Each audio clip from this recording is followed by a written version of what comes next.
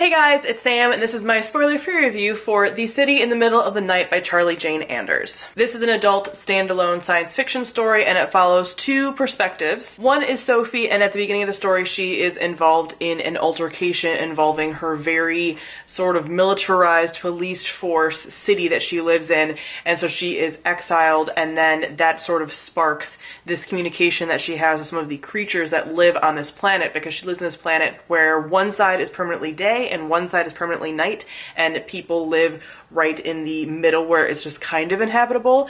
And for some reason she finds out when she is exiled that she has this communication with some of the creatures that live in the night, and everything kind of goes from there with her. The second POV is Mouth, and she is part of a band of smugglers, and she comes in contact with Sophie, our other character, at some point when they smuggle some things into Sophie's city. And Mouth is kind of trying to find their place in the world. They grew up as a nomad, and they're trying to find some things about their identity and their people that they lost and things like that. So their paths intersect with some of the political movements that are going on in this city, and everything kind of goes from there. So first off, I'm going to talk about the world building. At the beginning, there's a little prologue that basically says this is a story that's being told, and it's being told in like English using some words that aren't actually correct, but because the people reading it will recognize those words, that's the words they're using.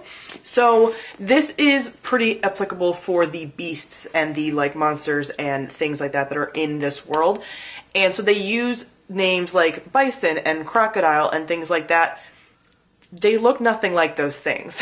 And they will describe those things sometimes when they pop up, but it doesn't make any sense because when your brain reads bison, you're still going to picture bison and crocodile and things like that, but they look nothing like it. So I really just wish that instead of doing this like, you'll recognize these names, the author just used new names for these monsters and these like creatures and animals and things, because using names that we already know of very like harmless, well, I guess crocodiles aren't completely harmless, but like other creatures doesn't make sense and was constantly pulling me out of the story. I did like a lot of the other world building in here, as far as there's like a couple different cities that you go to, and the way that they've kind of structured themselves and the political systems and things like that was cool, but it also didn't have a ton of backstory to it. I would have liked to kind of know like a little bit more about why things were the way they were, and I'll talk about that a little bit more later too with just like the plot and the writing, but it did make sense for how these places are sort of like stationed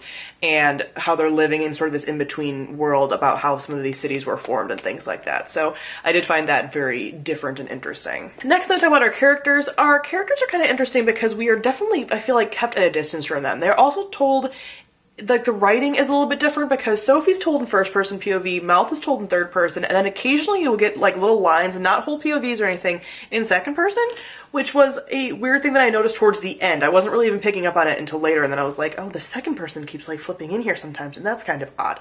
So I did find that I just was at a distance from both of them. These characters are definitely more realistic, unlikable type characters in a lot of ways. I actually kind of liked our main characters, but I did find Sophie a lot very naive, to a point that she kept doing things and trusting people and I'm like, you should have learned this by now. So that was really frustrating to read from just like a plot perspective, because a lot of the like miscommunications or mistakes that were made were just kind of made over and over, to where you're like, I get that this is a conflict that has to happen for a story, but at the same time, like, you've kind of done this already. So that was a little bit irritating. So I feel like I did like Mouth more. Mouth is from this like nomadic tribe and has experienced a lot of loss and things, so I kind of feel like I did connect to her more. There is a lot of exploration of relationships and friendships as a theme that I also found a little bit confusing, and that I wasn't quite sure what the author's trying to do with it. So both characters have close bonds with other women, and like one other woman, and it feels like it could be romantic in both cases, and it's sort of never confirmed or denied in at least one of them. And on one hand I'm like, well, that's kind of cool, because this could also be a really good representation for like ace relationships or things like that, but at the same time I'm like, I want that to be confirmed then. And so I'm really not sure, because like there's a lot of like bed sharing that's involved and things like that, but these characters are never really having any like physical contact. There is some explanations of like love and family, so it's just like this very blurry thing that I think some people are really going to enjoy. if you are up for more ambiguity there, I just wanted more, like, if you're gonna have something that's maybe ace rep, for example, I want you to, like, tell me that's what it is. You know, like, I want there to be this, like, we're romantically involved, but not sexually, or something. Like, I just, like, as somebody who does fall within, I believe, that ace spectrum, I haven't quite, no label feels right for me, really. I've said different labels before, but nothing quite feels right. I still don't feel like that. I liked that because I wanted something more concrete there.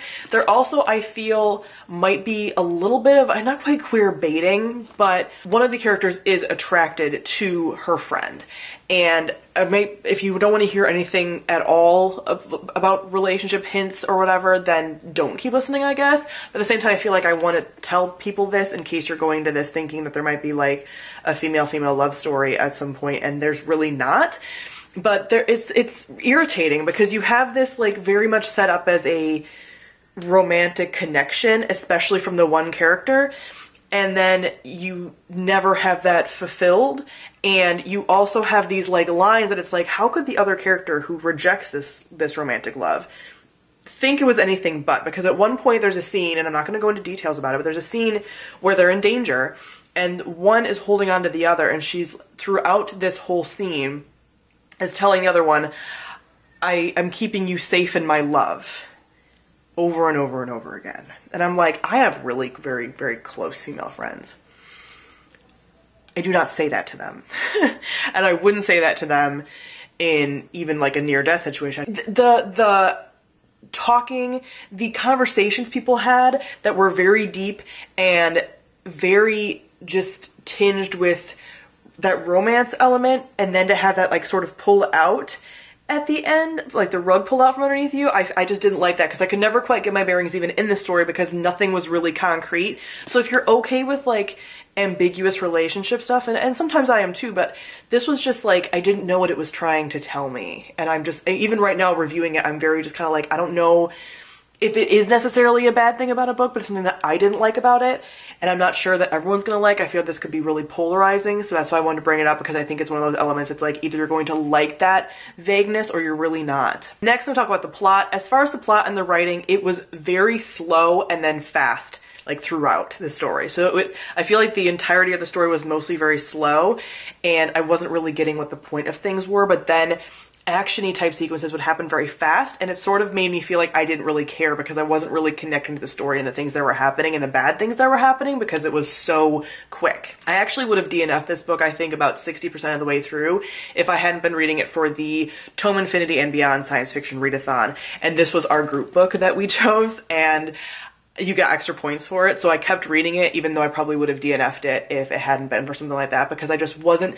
getting the point of what this story was trying to tell me. It also was very clunky at times, and there's definitely passage of time, and probably a long passage of time, but I don't really know because the story never really roots you anywhere and just kind of leaves you dangling as like, some things have happened and some time has passed, and I'm like, but how much? Like, so I never really felt like I was grounded in the story at all, with the characters, with the plot, with really anything, with the world building. I just felt untethered the entire time, which was not pleasant. For me, it wasn't a, like, active hating reading experience, but the entire time I'm like, what are you trying to say here? This book did have some very beautiful lines. There was a couple of them that I actually wrote down because I really liked how beautiful they were, but I really don't know what the story was trying to tell me, and that's what was really frustrating. Does every book have to have, like, some grand meaning? No. But I feel like most things that I read, I still know kind of what the point was, even if the point was just to have a good time, or to be funny, or to show like a found family, whatever. I don't really know what this book was trying to say in the end. This also has a very vague ending. This is a standalone. I looked it up because I was like, is there gonna be more? Like, and it's a very vague ending, and I can be a fan of vague endings when I know what the point of the vague ending was, and I really kind of don't.